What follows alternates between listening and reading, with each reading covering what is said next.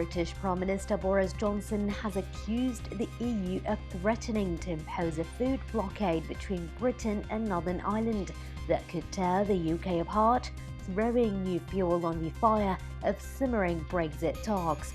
Writing in Saturday's Daily Telegraph newspaper, Johnson said the EU stance justified his government's introduction of new legislation to rewrite its Brexit withdrawal treaty, a bill that is causing deep alarm among his own MPs. Talks between London and Brussels on a future trading relationship are deadlocked as both sides struggle apart for nearly 50 years of economic integration after British voters opted for a divorce. The UN General Assembly adopted a Saudi-proposed resolution calling for a global coordinated response to fight the coronavirus disease pandemic. The draft resolution, adopted by a large majority, praised Saudi Arabia's efforts as chair of the G20 presidency against the pandemic and in assisting developing countries without any discrimination to fight the unprecedented health challenges posed by COVID-19.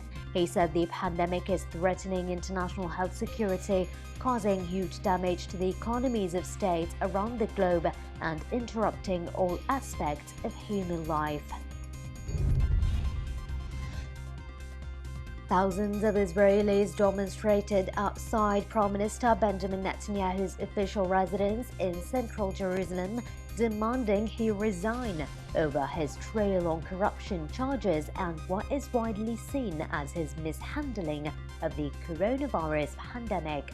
With Israel reporting record levels of new coronavirus cases each day, the country appears to be headed towards a nationwide lockdown this week ahead of the Jewish New Year. Last week, Netanyahu announced overnight curfews on some 40 cities and towns hit hard by the coronavirus, but backed away from reported recommendations for full lockdowns after an uproar by politically powerful religious politicians. Egypt has denied reports that it is exporting electricity to European countries at a subsidized price lower than the local price. The Ministry of Electricity and Renewable Energy said the reports, which appeared on some websites and social media platforms, were completely untrue. There is no electrical connection between Egypt and any European country to date. Credit ratings agency Moody's has cut Turkey's debt ratings and said it maintained a negative outlook on the country.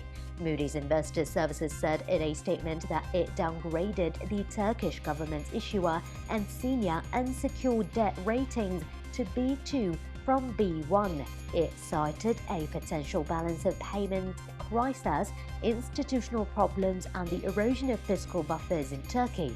The statement also attributed the downgrade to elevated levels of geopolitical risk, including relations with the United States and the European Union.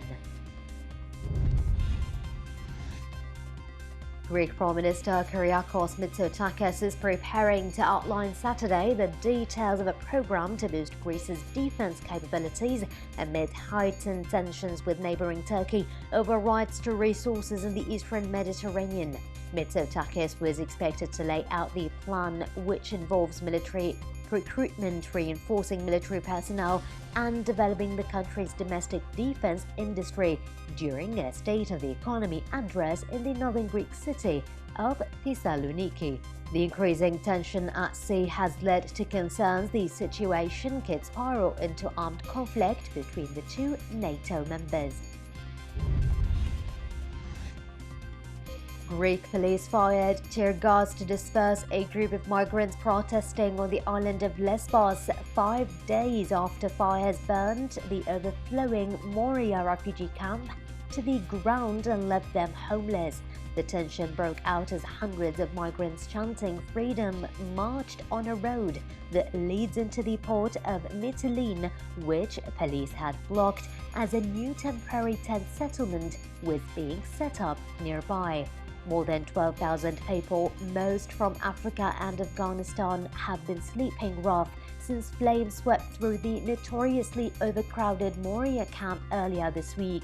Some residents had COVID-19, raising fears the outbreak could spread. Current and former Israeli generals have demanded a change in the rules of game with Hezbollah and called for launching a strike even if the price is another war with Lebanon. This week, the Lebanese army said in a tweet that an Israeli drone was shot down over Ita al-Shab, 200 meters from the UN-drawn blue line between Israel and Lebanon. The Israeli general said the government should not hesitate in taking the decision of launching war on Lebanon. Local and international reports revealed that Houthi militia violence in Yemen's Ma'rib, Jawf and Hodeidah governorates has driven thousands of civilians out of their homes.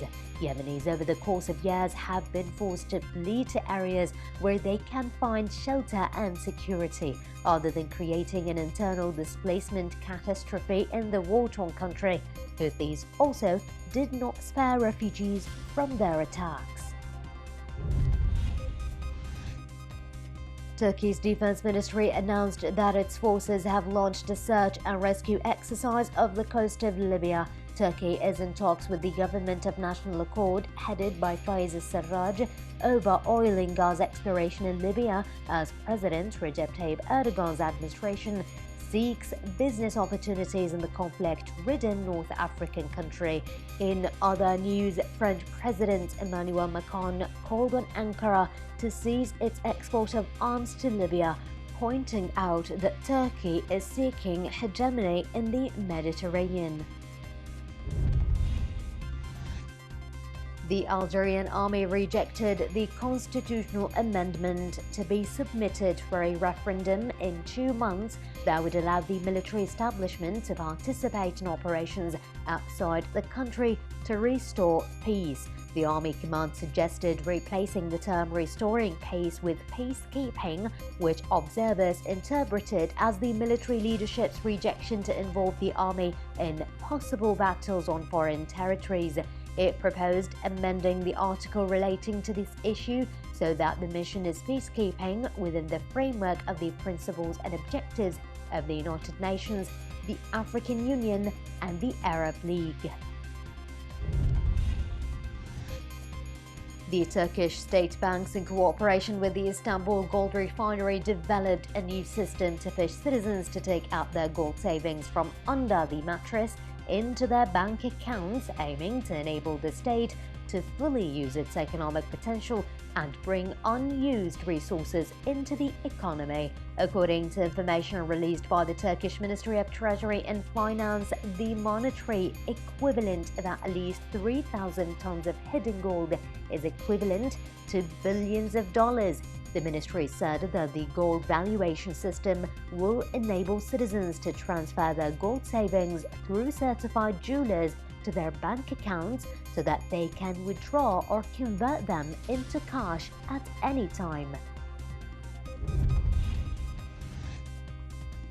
Sudan decided to reactivate the state of economic emergency and established joint forces to stop the deterioration of the pound, which triggered public panic and insecurity. The exchange rate of $1 jumped from 190 to 250 Sudanese pounds in the parallel market on Thursday, against the official rate set by the central bank at £55.